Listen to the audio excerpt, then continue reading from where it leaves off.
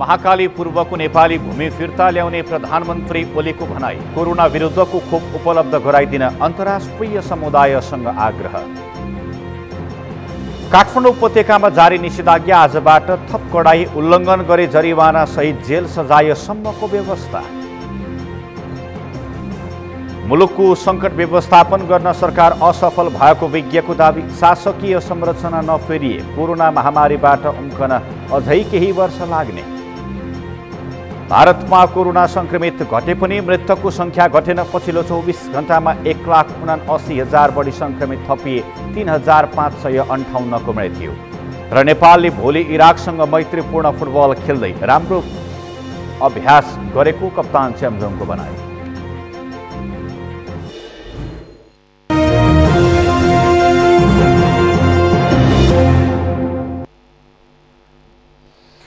नमस्कार, सगरमाथा समाचारमा स्वागत छ। म प्रसन्न ढुङ्गाना। अब समाचार विस्तारमा। प्रधानमन्त्री केपी शर्मा ओलीले नेपालमा रहेका अन्तर्राष्ट्रिय मिडियाका प्रतिनिधिहरूसँग बिहिबार अन्तर्क्रिया गरेका छन्। सो क्रममा उनले वर्षौंदेखि भारतले प्रयोग गर्दै आएको नेपालको भूमि लिम्पियाधुरा, लिपुलेक र कालापानी फिर्ता ल्याउने दाबीदेखि खोपका लागि अन्तर्राष्ट्रिय समुदायसँग सहयोग समेत मागेका छन्। पुष्कर खतिवडाको रिपोर्ट। प्रधानमन्त्री केपी शर्मा ओलीले सरकारी निवास बालवाटारमा बिहिबार नेपालमा रहेका अन्तर्राष्ट्रिय मिडियाका प्रतिनिधिहरूसँग अन्तर्क्रिया गरेका छन्। सो क्रममा उनले कोरोना भाइरस विरुद्धको खोप उपलब्ध गराउन अन्तर्राष्ट्रिय समुदायसँग गुहार मागेका छन्। उनले नेपाललाई करिब 2 करोड खोप आवश्यक रहेको बताउँदै यसका लागि सहयोगको याचना समेत गरेका छन्। प्रधानमन्त्रीले सरकार खोप किनेरै भए पनि ल्याउन तयार रहेको भन्दै त्यसका लागि सहयोग गर्न सबै खोप उत्पादक राष्ट्रहरूलाई आग्रह गरेका छन्। पहिलेसम्म भारतबाट 20 लाख डोज आइसकेको छ र चीनबाट 8 लाख डोज पहिले आइसकेको थियो र हिजो सम्माननीय राष्ट्रपतिज्यू र चिनिया महामहिम राष्ट्रपतिका बीचमा भएको कुराकानीबाट थप 10 लाख डोज चीनले अनुदानमा दिने भएको छ। यसरी अहिलेसम्म चीनले 18 लाख अनुदानमा दिने, भारतले 10 लाख दिइसकेको छ। 10 लाख थप हामीले किनेर ल्याएका छौँ। यसरी 28 लाख डोज भयो र अर्को 10 लाख आइपुग्दाखेरि हामीसँग 38 लाख डोज उपलब्ध हुन्छ। अरू भ्याक्सिन ल्याउनका निम्ति हामी प्रयासरत रहेका छौँ। भारतपछि दक्षिण एसियामा खोप सुरु गर्ने दोस्रो मुलुक नेपाल भएको भन्दै प्रधानमन्त्रीले खोप उत्पादक कम्पनी र देशहरूले उपलब्ध गराउन नसकेका कारण नेपालमा तीव्रताका साथ खोप अभियान अघि बढाउन नसकेको बताए। अन्तर्राष्ट्रिय मिडियासँगको अन्तर्क्रियामा ओलीले विपक्षीले कोरोनाको दोस्रो लहरलाई राजनीतिक अभिष्ट पूरा गर्ने माध्यम बनाएको आरोप पनि लगाए। अन्तर्राष्ट्रिय मिडियासँगको अन्तर्क्रियाका क्रममा प्रधानमन्त्रीले वर्षौंदेखि नेपालको भूमि भारतले प्रयोग गर्दै आएकोले अब फिर्ता ल्याउने दाबी फेरि पनि गरे। प्रधानमन्त्री ओलीले महाकाली पूर्वको जमिन नेपालको भएकाले सो फिर्ता ल्याउने बारे भारतसँग गम्भीरताका साथ कुराकानी भइरहेको दाबी गरे। उनले महाकाली नदी पूर्वको जमिनलाई राजनीतिक र प्रशासनिक नक्सामा सामेल गरी संविधानको अनुसूचीमा पनि राखिसकेको उल्लेख गर्दै ती भूभाग फिर्ता ल्याउन भारतसँग वार्ता भइरहेको बताए। महाकाली भन्दा पूर्वको र त्यस ठाउँमा महाकाली भन्दा उत्तरपट्टिको, उत्तर पूर्वको भनौँ, महाकाली पूर्वको जमिन नेपालको जमिन हो र हामीले हाम्रो जमिन हाम्रो राजनीतिक तथा प्रशासनिक नक्सामा सामेल गरेर पास गरेका छौँ र त्यसलाई संविधानको अनुसूचीमा पनि सामेल गरिसकेका छौँ। यस सम्बन्धमा भारतसँग हामी गम्भीरताका साथ कुराकानी गरिरहेका छौँ। तर यथार्थ के हो भने विगत 58 वर्षदेखि लिम्पियाधुरा, लिपुलेक र कालापानी क्षेत्र भारतको नियन्त्रणमा रहेको छ र हामीले संवादको माध्यमबाट त्यस क्षेत्रलाई फिर्ता ल्याउनु छ। जबसम्म भारतको नियन्त्रणमा छ र फिर्ता आएको छैन तबसम्म फिर्ता आएको स्तरमा व्यवहार हुन सक्ने कुरा भएन। विगत 58 वर्षदेखि नेपालको लिम्पियाधुरा, लिपुलेक र कालापानी क्षेत्र भारतको नियन्त्रणमा छ। नेपालको तर्फबाट संवाद नहुँदा भारतको नियन्त्रणमा रहेको सो भूभाग नेपालले फिर्ता पाउन सकेको छैन। सगरमाथा टेलिभिजनका लागि पुष्कर खतिवडाको रिपोर्ट। प्रधानमन्त्री केपी शर्मा ओलीले देशवासीको नाममा सम्बोधन गरेका छन्। प्रतिनिधि सभा विघटन भएको करिब एक सातापछि आज आर्थिक वर्ष 2078-79 को बजेटको पूर्व सन्ध्या पारेर गरेको सम्बोधनमा प्रतिनिधि सभा विघटनको औचित्य प्रश्न पार्नेदेखि खोप स्वास्थ्यकर्मीमाथिको आक्रमण लगायतका विषयमा सम्बोधन गरेका छन्। पुष्कर खतिवडाको रिपोर्ट। आगामी आर्थिक वर्ष 2078-79 को बजेटको पूर्व सन्ध्या पारेर प्रधानमन्त्री केपी शर्मा ओलीले शुक्रबार राष्ट्रका नाममा सम्बोधन गरेका छन्। सम्बोधनका क्रममा उनले लोकतान्त्रिक प्रणालीलाई ध्यानमा राखेर निर्वाचन घोषणा गरेको भन्दै सबै दललाई सरकारमा सहभागी हुन आग्रह गरे। ताजा जनादेशमा जानु प्रतिक्रमण होइन, जनतालाई दलहरूले मूल्याङ्कनको मौका दिनु र आवधिक निर्वाचन मार्फत जनताले विश्वास गरेको दललाई सरकार चलाउन जनादेश प्राप्त हुनु लोकतन्त्रको विशेषता हो। निर्वाचनमा जानुलाई प्रतिगमन भन्नु सारमा जनताको सार्वभौम सत्तालाई अस्वीकार गर्नु हो। नीतिहीन गठबन्धनको भर्याङ चढेर सरकारमा जान खोज्नु भनेको अराजनीतिक र झेली काम हो। जनताप्रति अविश्वास गर्नु हो। निर्वाचन निष्पक्ष र स्वच्छ हुने कुरामा मैले बारम्बार जोड दिएको छु। परिणामलाई ध्यानमा राखेर होइन, लोकतान्त्रिक प्रणाली र पद्धतिलाई ध्यानमा राखेर निर्वाचन सम्पन्न गरिनेछ। मनमा कुनै आशंका छन् भने फेरि भन्न चाहन्छु, आउनुहोस्, निर्वाचनका लागि सबै दलहरू सरकारमा सहभागी बन्नुहोस्। यस्तै प्रधानमन्त्री ओलीले पहिलो डोज खोप लगाएका नागरिकलाई दोस्रो डोज जसरी पनि व्यवस्था गर्ने दाबी गरेका छन्। उनले पहिलो मात्रा खोप लगाएका ज्येष्ठ नागरिकलाई जसरी पनि खोपको व्यवस्था गर्ने बताएका हुन्। ओलीले कोभिड-19 सङ्क्रमण नियन्त्रण गर्न स्वास्थ्य सङ्कटकाल लगाउन सकिने बताएका छन्। उनले स्वास्थ्य सङ्कटकाल लगाउने बारे तयारी भइरहेको बताउँदै आवश्यकता अनुसार स्वास्थ्य सङ्कटकाल लगाउने व्यवस्था गरिएको बताए। यस्तै प्रधानमन्त्रीले स्वास्थ्यकर्मीहरूमाथि भएको आक्रमणलाई ड्युटीमा रहेका सुरक्षाकर्मीमाथिको आक्रमण भए सरह दण्डनीय हुने बताएका छन्। उनले कोभिड-19 सङ्क्रमितहरूको उपचारमा खटिएका सबैको सुरक्षाका लागि सरकार प्रतिबद्ध रहेको बताए। प्रतिनिधि सभा विघटन भएको करिब एक सातापछि प्रधानमन्त्री ओलीले राष्ट्रका नाममा सम्बोधन गरेका हुन्। संवैधानिक व्यवस्था अनुसार जेठ 15 गते संसदमा बजेट पेश गर्नुपर्नेमा गत जेठ 7 गते मध्यरातमा नै संसद विघटन गरेपछि आगामी आर्थिक वर्षको बजेट अध्यादेशबाट ल्याउने तयारी भइरहेको छ। कोरोना महामारीले जनताको जनजीवन प्रभावित बनिरहेको बेला कोरोना महामारी, त्यसबाट सिर्जित समस्या, देखा परेका चुनौती भन्दा पनि राजनीतिक घटनाक्रम, अझ त्यसमा पनि आफ्नै राजनीतिक निर्णयको बचाउमा प्रधानमन्त्रीले अधिकांश समय खर्चिए। सगरमाथा टेलिभिजनका लागि पुष्कर खतिवडाको रिपोर्ट। राष्ट्रिय सभाका सदस्य डाक्टर खेमलाल देवकोटाले संविधानलाई मास्ने षड्यन्त्र भइरहेको भन्दै संविधान बचाउने र सही दिशामा ल्याउने पक्षमा आफ्नो भूमिका हुने बताउनु भएको छ। आज राष्ट्रिय सभा सदस्यको रूपमा शपथ ग्रहण गर्दै सञ्चारकर्मीमाझ प्रतिक्रिया दिँदै डाक्टर देवकोटाले संविधानतः प्रधानमन्त्री संसदप्रति उत्तरदायी हुने भए पनि संसदलाई छलेर पटक पटक विघटन गरिएकाले संविधानलाई मास्ने र सिद्ध्याउने खेल भएको बताउनुभयो। संविधानलाई सबै मिलेर बचाउन पर्ने भन्दै उहाँले आफ्नो भूमिका संविधानलाई बचाउन र संविधानलाई सही दिशामा ल्याउनका लागि हुने बताउनुभयो। निर्वाचित जनप्रतिनिधिहरू, प्रदेशका निर्वाचित जनप्रतिनिधिहरू, मेरो भूमिका भनेको म जवाफदेहिता, मेरो जवाफदेहिता भनेको प्रदेशप्रति र स्थानीय तहप्रति हो। र संविधानको धारा 76 को उपधारा 10 ले के भन्छ भने प्रधानमन्त्रीको जवाफदेहिता भनेको संसदप्रति हो, हैन, मन्त्रीहरूको जवाफदेहिता पनि संसदप्रति हो। त्यसकारण संसदप्रति जुन उत्तरदायित्व हुनुपर्ने, जवाफदेहिता हुने, त्यसकारण संसदलाई छलेर पटक पटक प्रतिनिधि सभा विघटन गर्ने जुन काम भएको छ, यो संविधान भन्दा, हैन, संविधानलाई मास्ने, संविधान सिद्ध्याउने, संविधान च्याप्ने खालको जुन खेल भएको छ, अहिले हामी सबै मिलेर संविधानलाई बचाउने, संविधानलाई राइट ट्र्याकमा ल्याउने हो। त्यसैमा मेरो आफ्नो भूमिका हुन्छ। डाक्टर देवकोटाले सर्वोच्च अदालतले प्रतिनिधि सभा पुनर्स्थापना गर्ने विश्वास व्यक्त गर्नुभयो।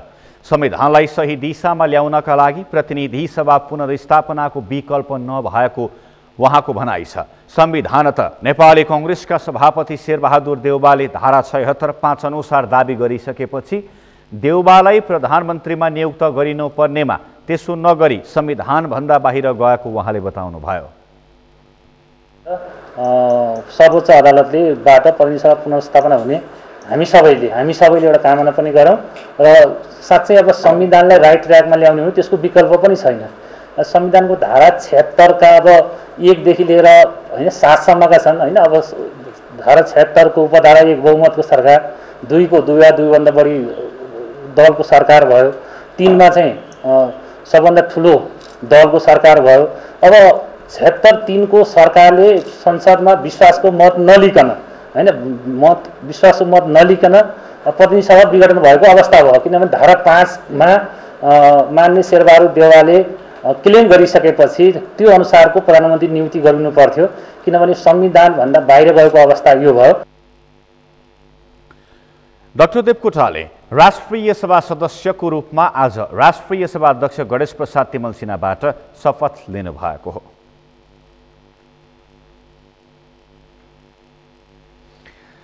नेपालमा कोरोना संक्रमण र मृत्युदर घट्दै गएको छ भने निको हुनेको संख्या बढ्दै गएको छ। स्वास्थ्य तथा जनसङ्ख्या मन्त्रालयले जनाए अनुसार पछिल्लो 24 घण्टाको अवधिमा 96 जनाको कोरोना संक्रमणबाट मृत्यु भएको छ। यो सँगै हालसम्म मृत्यु हुनेको कुल संख्या 7047 पुगेको छ। त्यसैगरी पछिल्लो 24 घण्टाको अवधिमा 6951 जना कोरोना भाइरस संक्रमित थपिएका छन्। 19313 पीसीआर परीक्षणमा 6855 र 797 एन्टिजेन परीक्षणमा 96 जना गरी 6951 जनामा संक्रमण पुष्टि भएको हो। यो सँगै देशभरमा हालसम्म कोरोना संक्रमितको संख्या 5,49,111 पुगेको छ। यीमध्ये 1,13,394 जना सक्रिय संक्रमित छन्। आज देशभरमा 9,841 जना निको भएर घर फर्किएका छन्।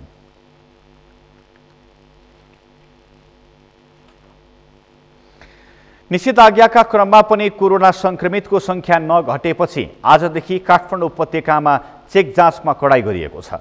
निषेधाज्ञा 1 हप्ता थप गर्दै अझै कडाई गरिएको जिल्ला प्रशासन कार्यालय काठमाडौँले जनाएको छ। निषेधाज्ञा उल्लङ्घन गर्नेलाई कडा कारबाही हुने भएको छ। अमृत ढकालको रिपोर्ट। काठमाडौँ उपत्यकाको निषेध आज्ञामा शुक्रबारदेखि थप कडाई गरिएको छ।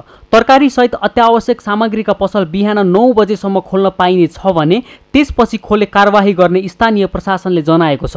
कोभिड-19 सङ्कट व्यवस्थापन अध्यादेश अनुसार निषेध आज्ञा उल्लङ्घन गर्नेलाई 100 देखि 5 लाख नगद तथा 1 वर्षसम्म कैद वा दुवै सजाय हुनेछ।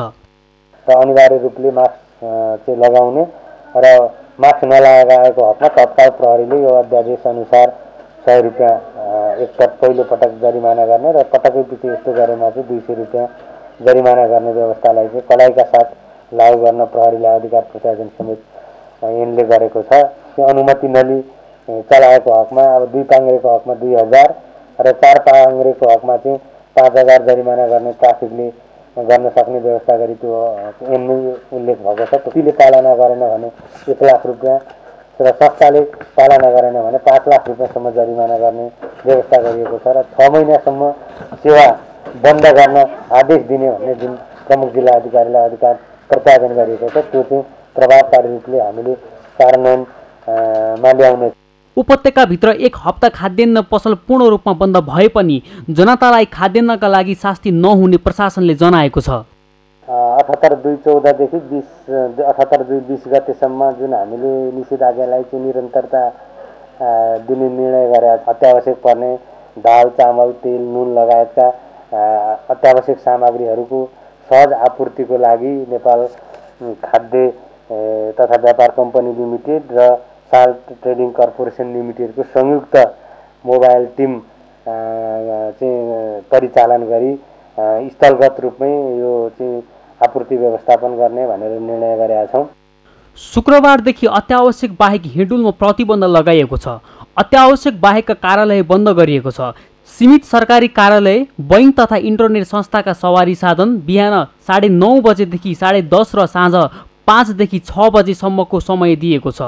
सञ्चारकर्मीलाई सूचना विभागको पास अनिवार्य गरिएको छ र यसमा अहिले चाहिँ साथै मोर्निङ वाक र इभिनिङ वाकलाई पनि बन्द गर्ने भनेर निर्णय गरेका छौँ। त्यो प्रहरीले अनुगमन गर्छ र कार्यालयको कर्मचारीहरूको आवत जावतमा पनि सवारी साधनको चाहिँ एकदम दिउँसो पनि अत्याधिक चाप बढेको कारणले कार्यालयमा चाहिँ अब बिहान 9:30 बजेदेखि 10:30 बजेसम्म कार्यालय समय बेलुकाको हकमा पनि 5 देखि 6 बजेसम्म समय निर्धारण गरिएको छ। त्यो भित्र चाहिँ कार्यालय आउनुपर्ने र जानुपर्ने समय पनि तोकिदिएको छ र सञ्चारकर्मीको हकमा पनि अब सूचना विभागद्वारा जारी गरिएको प्रेस पासलाई मान्यता दिने र प्रेस पास नहुनेको हकमा मिडिया हाउसको सिफारिसमा जिल्ला प्रशासन कार्यालयले सहजीकरण गरिएको पत्रको आधारमा मात्र चाहिँ मिडियाकर्मीहरूले पनि सूचना सङ्कलन र सम्प्रेषण गर्न पाउने व्यवस्था गरिएको छ।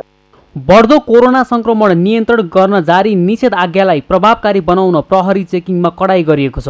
सडकमा सवारी साधन न्यून चलेका छन् भने सडकमा प्रहरी परिचालन बढाइएको छ। 14 से 20 4 बजेसम्मको भने आज हिजो अस्ति भन्दा गाडीहरू बजारमा कम गुड्या छन् दिउँसो पनि हैन। हजुर।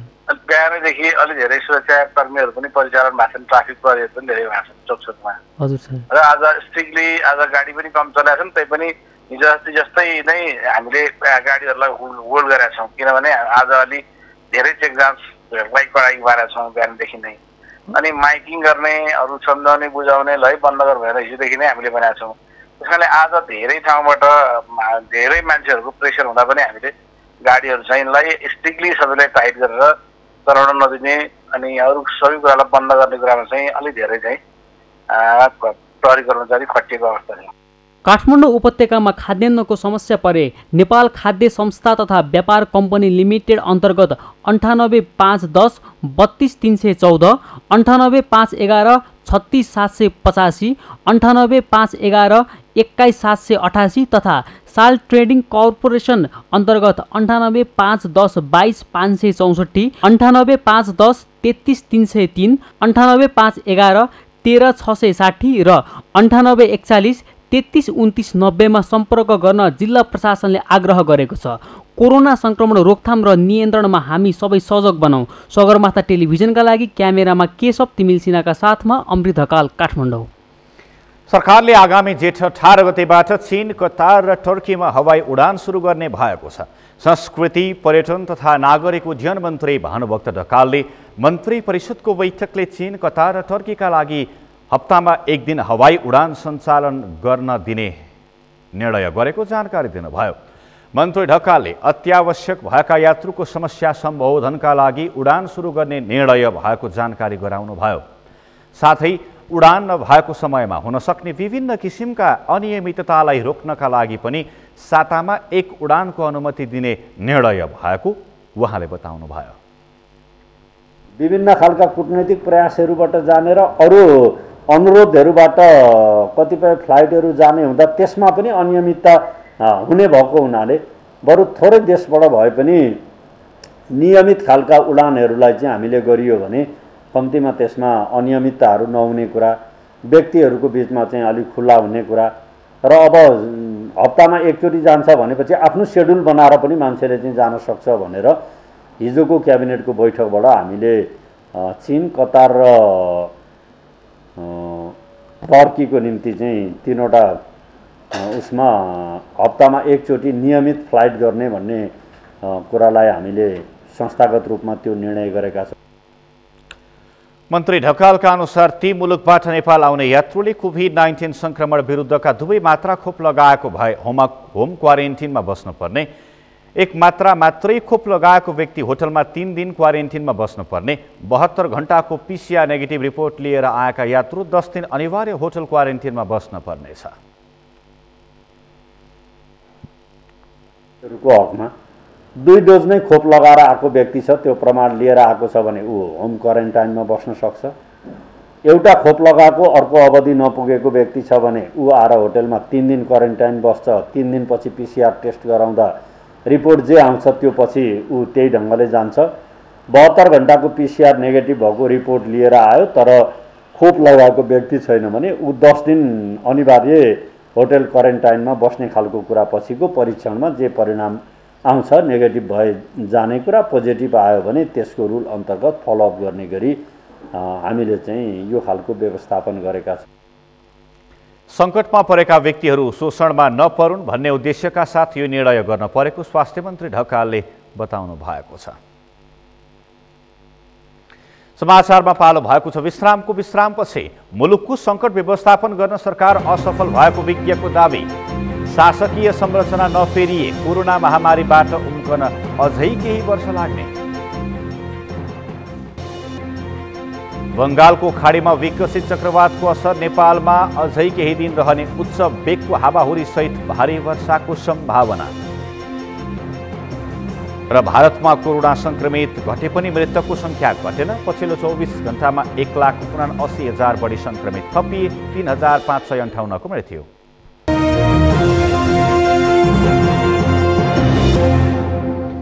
विश्रामपछि पुनः स्वागत छ। अब बाँकी समाचार। संकट व्यवस्थापन विज्ञ डाक्टर राम थपलियाले कोरोना महामारीले निम्ति आएको संकट व्यवस्थापन गर्न सरकार असफल भएको बताउनु भएको छ। कोरोना महामारी रोक्न बहुपक्षीय र बहुसरकारवाला व्यवस्थापन रणनीति अपनाउन नसक्दा कोरोना संक्रमणको जोखिम बढेको थपलियाले बताउनु भएको हो। डाक्टर थपलियाले संकट व्यवस्थापनका लागि राजनैतिक नेतृत्वमा एक दल र एक व्यक्ति हावी हुँदा संकट गहिरिँदै गएको बताउनु भयो। त्यतिखेर यसको सबै कुराहरू यसलाई सम्बोधन गर्ने, यसका उपचार गर्ने हामीसँग कुनै पनि प्रविधि केही थिएन, विश्वमै थिएन।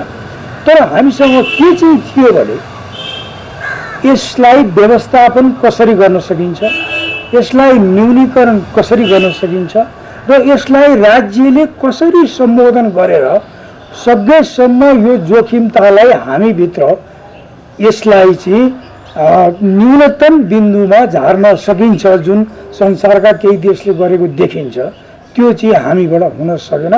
त्यसैले यो अज्ञानता, अव्यवहारिक र नितान्त नेतृत्वको एक किसिमको फेलियर भएको सङ्कट हो। यो सङ्कट समाधान प्रभावकारी ढङ्गले हुन नसक्दा जनमानस र आर्थिक क्षेत्रमा नकारात्मक असर पर्न थालेको डाक्टर थपलियाले बताउनु भयो। सङ्कट व्यवस्थापनका लागि आवश्यक शासकीय संरचनामा परिवर्तन गर्न नसके नेपालले कोरोना महामारीबाट छुटकारा पाउन अझै केही वर्ष लाग्ने बताउनु भयो। हामी राज्यलाई सहयोग गर्न तयार छौँ भनिरहनु भएको छ। अब त्यसैले अब यसको जुन तरिका छ आफ्नो ठाउँमा ठिक होला बेठिक होला त्यो त अब समयले मूल्याङ्कन गर्ला। तर पनि एउटा कुरा चाहिँ के हो भने एउटै मात्रै संरचना अथवा एउटै मात्रै निकायले यसलाई समाधान गर्छु भनेर हामी भन्यौँ भने हामी यसको समाधानतिर होइन, हामी विनाशतिर गएका छौँ। यो समन्वयात्मक शक्ति होइन, यो विनाशकारी शक्ति। सङ्कटको यो अवस्थाले राजनैतिक अस्थिरता र अराजकता निम्त्याउन सक्ने खतरा रहेको पनि डाक्टर थपलियाले बताउनु भयो।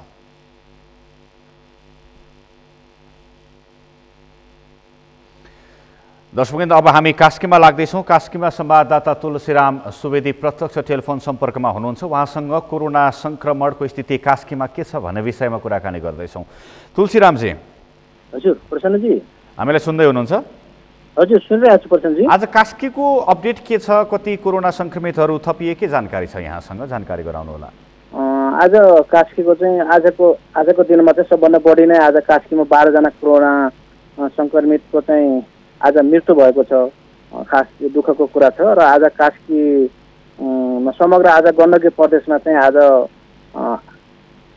808 जना 24 घण्टाको अन्तरालमा चाहिँ 808 जना कोरोना संक्रमित भइरहेको अवस्था चाहिँ जानकारी भएको छ। र कास्कीको हकमै मात्रै पछिल्लो परिणाम चाहिँ पनि केही जानकारी गराउन चाहन्छु मैले। अहिलेसम्म चाहिँ कास्कीमा 18,192 संक्रमित भइरहेको अवस्था चाहिँ छ समग्र कोरोनाको। र यसै गरी कास्कीमा 14,782 चाहिँ निको भएर पनि गइसकेको अवस्था चाहिँ छ। र अहिलेको अवस्थामा चाहिँ अहिलेसम्म चाहिँ 3124 जना चाहिँ सक्रिय केस भएका व्यक्तिहरू हुनुहुन्छ। र अहिलेसम्म कास्कीमा चाहिँ कोरोनाबाट संक्रमित हुने मृत्यु हुने व्यक्तिहरू 286 जना हुनुहुन्छ। अहिले 286 जनाको कास्कीमा कोरोनाका कारणले चाहिँ मृत्युवरण गर्नु परेको अवस्था चाहिँ छ प्रसन्नजी। समग्र जानकारीका लागि यहाँलाई धन्यवाद। दर्शकवृन्द, उहाँ हुनुहुन्थ्यो कास्कीबाट हाम्रा संवाददाता तुलसीराम सुवेदी। र आज एकैपटक 12 जनाको मृत्यु भएको छ। यसै विषयमा केन्द्रित रहेर हामीले कुराकानी गर्यौँ। अब बाँकी समाचार। बाँकेको भेरी अस्पताल नेपालगञ्जमा कार्यरत स्वास्थ्यकर्मीहरू आन्दोलित भएका छन्। कोभिड वार्डमा कार्यरत स्वास्थ्यकर्मीहरूलाई कोरोना संक्रमित बिरामीको मृत्युपछि बिरामीका आफन्तहरूले हातपात गरेको विरोधमा उनीहरू आन्दोलित भएका हुन्। मधु पौडेलको रिपोर्ट। सहकर्मीहरूमाथि कुटपिट भएपछि बाँके जिल्लामा रहेको भेरी अस्पताल नेपालगञ्जका स्वास्थ्यकर्मीहरू आन्दोलित भएका छन्। कोभिड वार्डमा कार्यरत स्वास्थ्यकर्मीहरूलाई बिरामीको मृत्यु भएपछि बिरामीका कुरुवाहरूले हातपात गरेका थिए। स्वास्थ्यकर्मीहरूले आफूहरूलाई हातपात गर्नेलाई कारबाहीको माग राख्दै आन्दोलन गरेका छन्। कोभिड संक्रमित बिरामीको उपचारका क्रममा निधन भएको घटनालाई लिएर बिरामीका आफन्तहरूले बिहिबार राति कोभिड वार्डमा खटिएका चिकित्सक, नर्सिङ स्टाफ तथा स्वास्थ्यकर्मीहरूलाई लखेटी आक्रमण गरेको उनीहरूले बताएका छन्। दाङको पेसेन्ट हुनुहुन्छ, उहाँ चाहिँ अरू वार्डबाट टिआरएन भएर आउनुभएको र त्यहाँ चाहिँ 10 दिनसम्म एडमिट हुनुभएको छ त्यो पेसेन्ट र उहाँको चाहिँ त्यो अक्सिजन लेभल एकदम तलमाथि पहिलेबाट भइरहेको थियो र हामी जाँदाखेरि चाहिँ उहाँको 20-30सम्म भइरहेको थियो कि। अनि त्यति बेला चाहिँ उहाँलाई भेन्टिलेटरमा राख्ने कुरा गरियो। भेन्टिलेटरमा भेन्टिलेटर जोड्दा नजोड्दै हामी चाहिँ जोड्दै हुनुहुन्थ्यो, मेरो उहाँ दिदीले जोड्दै हुनुहुन्थ्यो। जोड्दाखेरि चाहिँ अनि पेसेन्ट पार्टीले चाहिँ यसले चाहिँ अब भेन्टिलेटरमा राखेर झन् मेरो बिरामीलाई मार्छ भन्ने खालको टर्चर दिन थाल्नुभयो कि एकदमै। अनि त्यसपछि हामी एकदमै अब इमर्जेन्सी ड्रग्सहरू सबै के गर्नुपर्छ हामीले होइन, त्यो सबै दियौँ। हामी 2जना डक्टर हुनुहुन्थ्यो अनि हामी 4जना नर्सेस पनि सबै गऱ्यौँ। अब लास्टमा भएन, उहाँको एकदम डाउनै भयो सेचुरेसन। अनि त्यसपछि हामीले डेथ कन्फर्म गर्न चाहिँ हामीले इसिजी गर्छौँ। त्यो इसिजी गर्ने बेला चाहिँ सबैभन्दा अगाडि मै थिएँ। त्यो प्रिन्ट निकाल्छु भन्दाखेरि चाहिँ एकैचोटि गुरुम 6-7 जना लोग्ने मान्छेहरू आउनुभयो कि यो भन्दै सिधै मेरो घाँटी समात्न जानुभयो। त्यही कारण हामीले कन्फर्म गर्नलाई इसिजी गर्ने टाइममा चाहिँ एकजना बहिनी इसिजी गर्न लागेको थियो। त्यो गर्ने टाइममा चाहिँ एकैचोटि ग्रुप 5-6 जनाको ग्रुप आएर एकैचोटि हाम्रो घाँटीमा हात हालेर उहाँले मार्ने कोसिस गर्नुभयो हामीलाई। त्यसपछि त्यहाँदेखि हामीहरू भाग्दै हामी क्याबिनमा पुग्यौँ।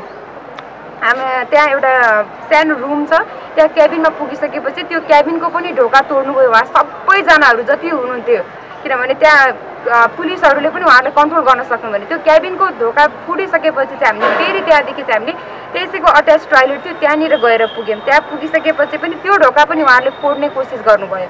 सबैजनाहरूले त्यो एकदमै कराएर त्यो ढोका फोड्ने कोसिस गर्ने टाइममा चाहिँ हामीसँग कुनै पनि अप्सन नभएर त्यहाँ एउटा झ्यालबाट हामीले चाहिँ 2 तले झ्यालबाट चाहिँ हामीले चाहिँ हाम फालेर तल पुग्यौँ। लुम्बिनी प्रदेशका मुख्यमन्त्रीको नाम लिँदै राजनीतिक धम्कीसहित आक्रमण भएको नेपाल चिकित्सक सङ्घ भेरीले जनाएको छ। घटनालाई लिएर सङ्घले दोषीमाथि हदैसम्मको कारबाहीको माग गरेको छ। तपाईँले अघि त्यो पुलिसको कुरा गर्नुहुन्थ्यो नि, म यहाँ आउँदाखेरि ती भिक्टिमहरू त्यहाँ त्यो चौतारामा बसिरहेको खुलेआम पुलिस त्यहाँनिर थियो, तर पुलिसले पनि त्यति बेला केही गरेको थिएन। मैले आफ्नो आँखाले देखेको त्यहाँको यहाँ कुनै ग्यारेन्टी छैन। दिनभरि बसेर मोबाइल चलाउँछन् स्वास्थ्यकर्मी। अहिलेको खण्ड भनेको यो नर्सिङ स्टाफ अथवा के भन्छन् चिकित्सक कुरा होइन कि एउटा सम्पूर्ण स्वास्थ्यकर्मी कुरा हो। यो हाम्रो माग यही छ कि जसले त्यो गरेको हो त्यसलाई बिना कुनै रोकटोक त्यसलाई चाहिँ जारी गरी ज्यानमार्ने उद्योगमा हाल्नु पर्यो। पनि चाहिँ हामी संवेदनशील छौँ होइन, हामीले अहिलेसम्म आफ्नो मेडिकल इथिक छोडेका छैनौँ। बिरामीको उपचारमा हरसम्म प्रयास गर्ने स्वास्थ्यकर्मीमाथि आक्रमणको घटना निन्दनीय भएको भन्दै दोषीलाई कारबाही गर्न तथा सहज कामकाजको वातावरण बनाइदिनु पर्ने भेरी अस्पताल प्रशासनले माग गरेको छ। हिजोको घटनाक्रम चाहिँ अति नै अमान्य, अति नै संवेदनशील भाव हो। किनभने हस्पिटल जस्तो सेन्सिटिभ ठाउँमा, अस्पताल जस्तो ठाउँमा एउटा बिरामी जुन कोभिड पोजिटिभ हो, जुन 10 दिनदेखि हामी कहाँ भर्ना थियो आइसियु सेटअपमा, र हाम्रो सम्पूर्ण कार्य हुँदै पनि त्यो बिरामी चाहिँ एक्सपायर भएको क्रममा यो घटना घटेको हो। र मुख्य कुरा के भयो भन्दाखेरि हातपात गरियो त्यहाँ उपस्थित कर्मचारीहरूलाई र विशेष रूपले महिला कर्मचारी र त्यहाँको डक्टरलाई, र यतिसम्म आतङ्ककारी व्यवहार त्यहाँ गरियो कि त्यहाँका डक्टर, त्यहाँका महिला सिस्टरहरू सबैजना चाहिँ केही चिजको लागि लुकेर बस्न पर्यो, हाम फालेर भाग्नु पर्यो। जबकि अचम्म लाग्ने कुरा के छ भने जिल्ला प्रशासनले खटाएको प्रहरीहरू पनि त्यहाँ हुनुहुन्थ्यो, अरू बिरामीका कुराहरू पनि हुनुहुन्थ्यो। त्यो कन्डिसनमा कोही पनि सहयोगार्थ आउनु भएन। कोभिड संक्रमित दाङका डिल्ली रावतको उपचारका क्रममा बिहिबार राति 8 बजे मृत्यु भएको थियो। बिरामीका आफन्तहरूले चिकित्सकको लापरवाहीले बिरामीको मृत्यु भएको आरोप लगाएका छन्। त्यही आक्रोशमा उनीहरूले आइसियुमा प्रवेश गर्नेदेखि स्वास्थ्यकर्मीमाथि अन्धाधुन्ध आक्रमण गरेका थिए। घटनाको छानबिन गर्न स्थानीय प्रशासनले मध्यराति सहायक प्रमुख जिल्ला अधिकारी शङ्कर विष्टको संयोजकत्वमा छानबिन समिति बनाएको छ। सगरमाथा टेलिभिजनका लागि बाँकेबाट मधु पौडेलको रिपोर्ट। थप कुराकानीका लागि बाँकीबाट हाम्रा संवाददाता मधु पौडेल प्रत्यक्ष टेलिफोन सम्पर्कमा हुनुहुन्छ। मधुजी, हजुर प्रसन्न, जुन एक खालको थियो आन्दोलन, त्यो केही साम्य भयो, केही कुराहरू मिल्यो, उनीहरूको माग पुरा भयो, के छ समग्र जानकारी गराउनुहोस् न। पक्कै पनि भेरी अस्पताल नेपालगञ्जमा डाक्टर र नर्समाथि कुटपिट गर्ने 3 जनामाथि ज्यान मार्ने उद्योगमा मुद्दा दर्ता गरिएको छ। जिल्ला प्रहरी कार्यालय बाँकेका प्रहरी नायक उपरीक्षक डिएसपी सुभाष खड्काका अनुसार दाङको तुलसीपुर उपमहानगरपालिका 11 का मानबहादुर राउत, भरत राउल र लोकराज रावलमाथि मुद्दा दर्ता गरेको हो। भेरी अस्पतालमा दाङ तुलसीपुरका 1 जना बिरामीको उपचारका क्रममा निधन भएपछि परिवारका बिरामीका परिवार र आफन्तले उपचारमा लापरवाही भएको दाबी गर्दै डाक्टर र स्वास्थ्य कर्मीमाथि हातपात गरेका थिए। प्रसन्नजी, ड्युटीमा रहेका आन्दोलन रोकियो कि रोकिएन भन्ने हाम्रो सोधाइ हो। पक्कै पनि आन्दोलन रोकिसकेको छ र खास गरी जिल्ला प्रशासन कार्यालय बाँकीमा बसेको सर्वपक्षीय बैठकमा घटनाका दोषीलाई कडाभन्दा कडा कारबाही गर्ने, स्वास्थ्य कर्मीको सुरक्षामा विशेष ध्यान दिँदै सुरक्षा व्यवस्थापन गर्ने, डाक्टर र स्वास्थ्य कर्मीलाई उच्च मनोबलका साथ काममा खटिन आग्रह गर्ने निर्णय गरेको छ। यसै गरी सहायक प्रमुख जिल्ला अधिकारी शङ्कर विष्टको संयोजकत्वमा गठित छानबिन समितिले 3 दिनभित्र प्रतिवेदन पेश गर्न भनिएको छ। प्रसन्नजी, हस्, समग्र जानकारीका लागि यहाँलाई धन्यवाद। दर्शकबिन्दु, उहाँ हुनुहुन्थ्यो मधु पौडेल हामीसँग बाँकेबाट कुरा गर्दै। भेरी अस्पताल नेपालगञ्जमा कार्यरत स्वास्थ्य कर्मीहरू आन्दोलित भएका थिए र उनीहरूको केही मागहरू पुरा भएको छ र उपचार नियमित हुन थालेको छ र 3 जनालाई जसले स्वास्थ्य कर्मीहरूलाई हातपात गरेका थिए उनीहरूमाथि कारबाही हुने भएको छ, मुद्दा चलाइएको छ। यसै विषयमा केन्द्रित रहेर कुराकानी गऱ्यौँ। अब बाँकी समाचार। काभ्रेमा कोरोना संक्रमणबाट मृत्यु भएकाहरूको शव काभ्रेमै व्यवस्थापन हुने भएको छ। यसअघि कोरोना संक्रमणबाट मृत्यु भएकाहरूको शव काठमाडौँको पशुपतिमा व्यवस्थापन हुँदै आएकोमा अब काभ्रेमै व्यवस्थापन हुने भएको हो। शव व्यवस्थापनका लागि पाँचखाल नगरपालिका र भुम्लु गाउँपालिकाको दोलालघाट बगरमा कोरोना संक्रमितको शव व्यवस्थापन गर्ने भएको छ। त्यसै गरी मण्डन देउपुर नगरपालिकाले वडा नम्बर 7 र 9 को सिमानाको मसानेपाटी घाट शव व्यवस्थापनका लागि तोकेको छ भने मण्डन देउपुर नगरपालिकाले शव व्यवस्थापनको विकल्पका लागि वडा नम्बर 1 र 5 को सिमाना लटघारी वनक्षेत्र र वडा नम्बर 12 को बाँसखर्क सामुदायिक वनक्षेत्र तोकिएको छ। चैरी देउराली गाउँपालिकाले चिहान डाँडा गोठपानी, वडा नम्बर 5 चलाखु चिहान डाँडा र वडा नम्बर 3 को चैरी खोला तोकेको छ भने रोसी गाउँपालिकाले रोसी खोला त्रिवेणी घाट शव व्यवस्थापनका लागि तोकेको छ। काभ्रेमा कोरोना संक्रमणबाट मृत्यु हुनेको संख्या बढ्दै गएपछि जिल्लामै व्यवस्थापनको तयारी गरिएको हो।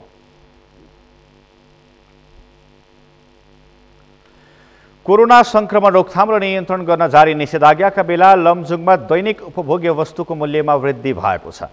बेसी सहर सुन्दर बजार र घोडेवडारमा अघिल्लो महिनाको तुलनामा मूल्य वृद्धि भएको हो। व्यापारीले खाने तेल प्रति लिटर 140, दाल चामल र अन्य तरकारीमा पनि 20 देखि 30 रुपैयाँसम्म बढाएर व्यापारीले बेच्ने गरेको गुनासो आएसँगै बेसी सहरमा केही दिन अघि बजार अनुगमन गरिएको थियो। बन्दाबन्दी लगायत अन्य समयमा पनि बजारमा पसलै पछि सामानको मूल्य फरक हुने उपभोक्ताको गुनासो छ। उपभोग्य वस्तुमा मूल्य बढेसँगै सबैभन्दा बढी ज्यालादारी गरेर दैनिकी चलाउने परेका छन्।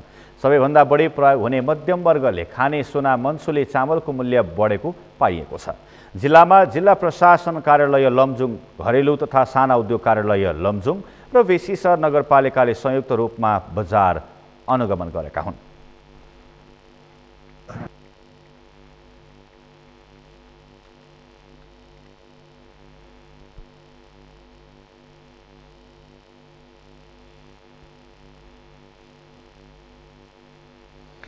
यस विषयमा थप कुराकानीका लागि लमजुङबाट हाम्रा संवाददाता शान्ता कमली प्रत्यक्ष टेलिफोन सम्पर्कमा हुनुहुन्छ। शान्ताजी, अनुगमन त नाम मात्रको भयो कि क्या हो, बढेको बढै रहेछ त मूल्य? प्रसन्नजी, लमजुङमा चाहिँ यो केही दिन अगाडि गरिएको बजार अनुगमनका क्रममा हामीले चाहिँ त्यहाँ जुन यो बढी मूल्यमा बेचबिखान गरेको त्यसपछि लिएर गएर जुन सबैभन्दा अलि समस्या के भएको भन्दाखेरि यति बेला चाहिँ यो सबैभन्दा बढी मूल्य बढेको भनेको त्यो चामलको पनि मूल्य बढेको पाइयो हामीले बजारमा।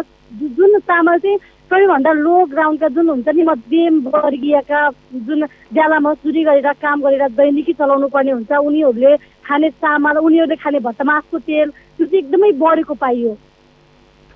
अनुगमन पनि गरियो भनिएको छ, त्यो चाहिँ नाम मात्रैकै भएको हो?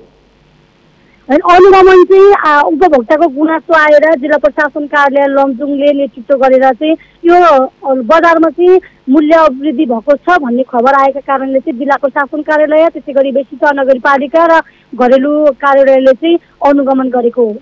मनपरी मूल्य लिने त्यस्ता पसलहरूलाई, त्यस्ता साउजीहरूलाई त कारबाही पनि भयो होला, पसल पनि बन्द गरिए होलान्, केही त्यस्तो कारबाही केही पनि हुन सकेन? यस्तै अनुगमनको क्रममा चाहिँ यो बढी मूल्यमा बिक्री गरेको पाइएका कारणले त्यसलाई चाहिँ अब कारबाही गर्ने भनेर नामहरू टिप्ने, सूचीकृत गरिने होइन, तर कारबाही भएन। उनीहरूलाई कारबाहीको दायरामा ल्याउनलाई चाहिँ प्रशासनमा लैजाने भन्ने कुरा थियो, त्यो चाहिँ कारबाहीको प्रोसेस चाहिँ क्रममा छ। हस्, जानकारीका लागि यहाँलाई धन्यवाद।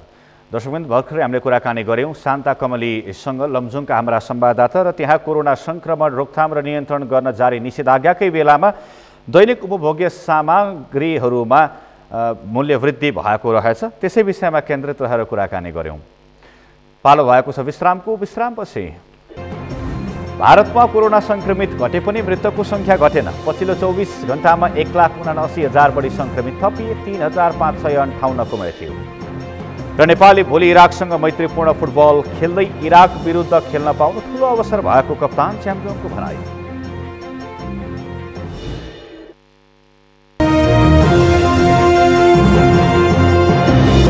अब पालो अर्थ समाचारको। अर्थ समाचारका प्रायोजक हो आफ्नो विश्वास हो त्रिशक्ति सिमेन्ट। नेपालको आर्थिक वृद्धि दर 2.12% ऋणात्मक अवस्थामा पुगेको छ। पछिल्लो 2 दशकमै पहिलो पटक नेपालको आर्थिक वृद्धि दर 2.12% ऋणात्मक अवस्थामा पुगेको हो। आज सार्वजनिक आर्थिक सर्वेक्षण 2078मा 2071-72 को भूकम्पबाट सुरक्षित आर्थिक क्षति भन्दा पनि यो उच्च भएको जनाइएको छ। मन्त्रालयमा आयोजित कार्यक्रममा अर्थमन्त्री विष्णु पौडेलले आर्थिक सर्वेक्षण 2078 सार्वजनिक गर्दै पछिल्लो 2 दशकमै पहिलो पटक मुलुकको आर्थिक वृद्धि दर 2.12% ऋणात्मक अवस्थामा पुगेको बताउनुभयो।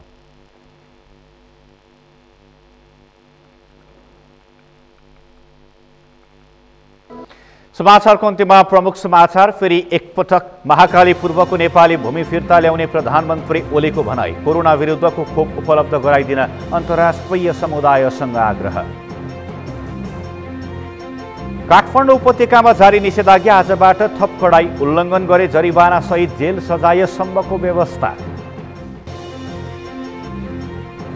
मुलुकको सङ्कट व्यवस्थापन गर्न सरकार असफल भएको विज्ञको दावी। शासकीय संरचना नफेरिए कोरोना महामारीबाट उम्कन अझै केही वर्ष लाग्ने।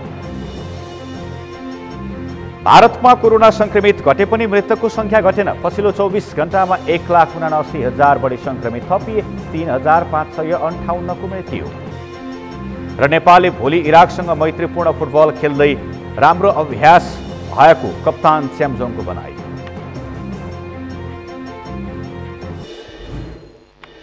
सगरमाथा समाचार अहिलेलाई सकियो। तपाईँ समाचार बुलेटिनका साथै सगरमाथा टेलिभिजनका सम्पूर्ण कार्यक्रम www.sagarmatha.tv मा पनि पढ्न र हेर्न सक्नुहुनेछ। युट्युबमा youtube.com/sagarmatha TV नेपालमा हेर्न सक्नुहुनेछ। तपाईँ हामीलाई फेसबुकमा पनि facebook.com/YesTV नेपालमा फलो गर्न सक्नुहुनेछ।